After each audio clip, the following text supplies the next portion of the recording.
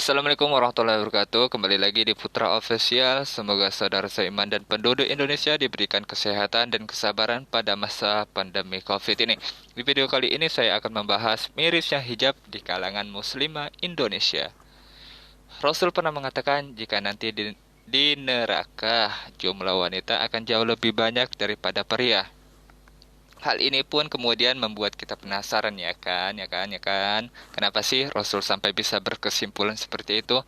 Nah, ternyata salah satu alasan kenapa banyak wanita disiksa di akhirat karena kelalaian mereka dalam berpakaian, guys. Ya, seperti yang kita ketahui, wanita punya kewajiban menutup auratnya dan hanya boleh menampilkan muka serta telapak tangannya. Praktiknya sih lumayan, apalagi kita lihat di sekitar sudah banyak yang berhijab. Namun sayangnya rata-rata masih salah kaprah dengan definisi berhijab yang sesungguhnya. Apalagi semakin berkembangnya model hijab mengikuti perkembangan zaman. Hijab adalah menutup kain ke seluruh tubuh kecuali muka dan telapak tangan, mulai dari ujung rambut hingga ujung kaki. Memang benar menutup kepala dengan hijab, tapi mereka tidak memperhatikan faktor yang lain. Nah, berikut adalah fenomena salah kaprah hijab versi Putra Official. Alih-alih syar'i, mereka justru bikin pria jadi punya pikiran macam-macam. Yang pertama, berhijab tapi rambutnya kelihatan. Hijab artinya hanya menyisakan muka saja yang tidak ditutupi, sedangkan bagian kepala lainnya sudah jelas harus disembunyikan rapat-rapat. Namun kenyataan yang ada justru tidak seperti ini. Alih-alih tertutup rapat, masih banyak wanita yang berhijab tapi kelihatan rambutnya. Pakai jilbab, tapi rambut yang harusnya ditutup masih terlihat. Menampakkan sedikit rambut dianggap fashion hijab kekinian.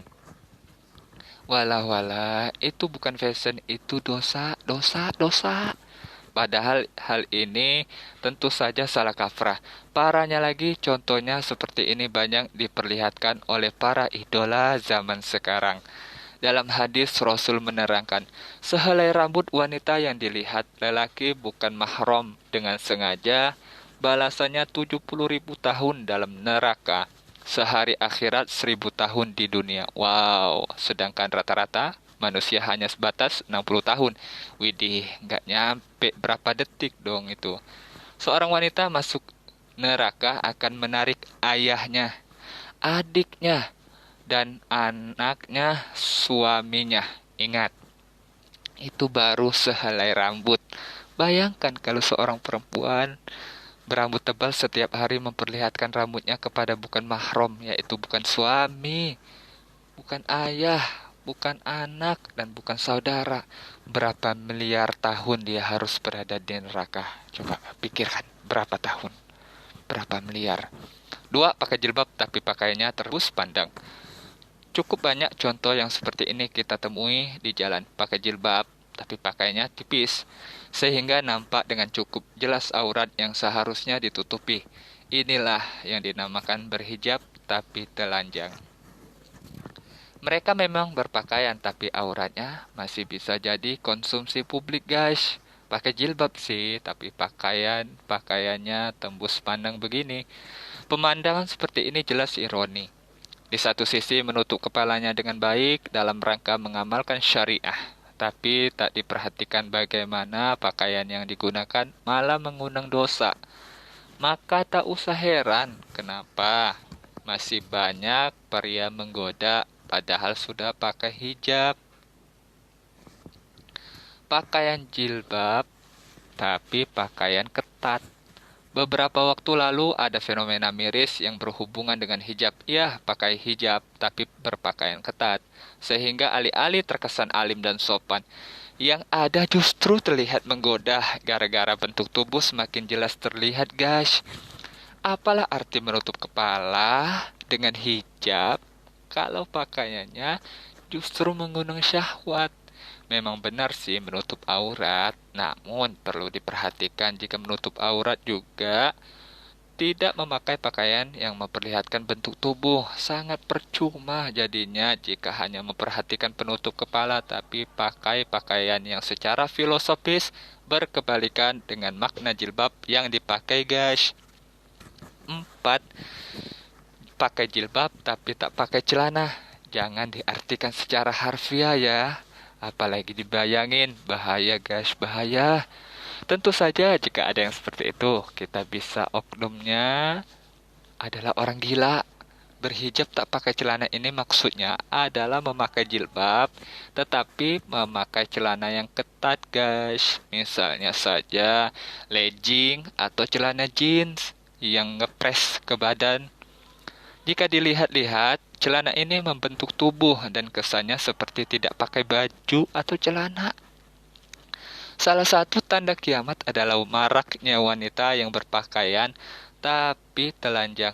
Memang kekinian dan modis sih, tapi yang seperti ini masuk dalam ancaman Rasul loh. Ingat, bahkan tak cuma itu, berpakaian namun telanjang justru merupakan salah satu tanda kiamat yang harusnya jadi sesuatu yang ditakuti. Tapi kok malah tambah banyak gitu loh. Waduh, gimana nih? Udah dekat aja sama hari kiamat. 5. Pakai model jilbab tak karuan. Sekarang marak nih model-model jilbab unik yang katanya modis. Entah itu seperti sanggul sampai bertumpuk-tumpuk. Ada pula model yang dijepit ke atas hingga pakai aksesoris bunga-bunga yang dipakai di atasnya. Waduh, ini bunga apa ya? Bunga Kamboja. Aduh. Dilihat dari kacamata mode memang bagus. Namun yang seperti ini justru berkurang nilai syar'inya. Alih-alih berkah jilbab punuk unta malah membuat celaka di akhirat. Rasul berpesan dalam sebuah hadis, beliau mengatakan, jika nanti akan muncul wanita-wanita yang menutup kepalanya seperti punuk unta yang berlenggak-lenggok, mereka ini menurut Rasul tak akan pernah mencium bau surga. Kita bisa menyimpulkan jika apa yang dibilang Rasul sangat jelas dengan model jilbab kekinian. Memang tak mudah untuk mempertahankan hal-hal yang sifatnya fundamental, seperti berhijab syar'i di era kekinian. Banyak sekali tantangannya, terutama dari lingkungan sekitar. Namun, satu hal pesan Nabi Muhammad yang harus kita ingat. Hidup di zaman seperti sekarang ini, memegang teguh agama, ibarat menggenggam bara di sebuah tempat yang gelap, tangan mungkin akan terbakar. Tapi kita mendapatkan penerangan. Namun ketika dilepas, kita tidak akan merasakan apapun selain kesesatan dan kegelapan. Ingat, hijab bukan kewajiban situasional, sebagaimana anggapan sebagian orang yang memandang hijab hanyalah budaya Arab.